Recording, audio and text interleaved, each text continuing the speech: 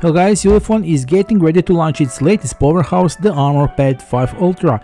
The main highlight of this device is built-in projector, a truly rare feature of the tablet world. With a 200 lumens of brightness, it allows you to project movies, presentations or any kind of content almost anywhere, on the wall, screen or even inside a tent while camping. Combined with a handle that doubles as a stand, this feature alone makes the Armor 5 Ultra stands out both practical and exciting in real-world use. Powering a massive 24,200 battery, on the rugged body you will find the dual versatile LED camping lights and the dual warning lights useful in dark environments or emergency situations. The tablet also packs 64 megapixel night vision sensor capable of capturing clear shots even in complete darkness.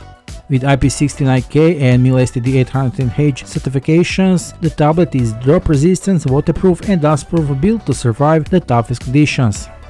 It also features the uSmart extension port, compatible with accessories like endoscope, turning this tablet into a true all-in-one tool. And once again, this portable projector deserves a special mention: practical, fun and ready to use anywhere you go.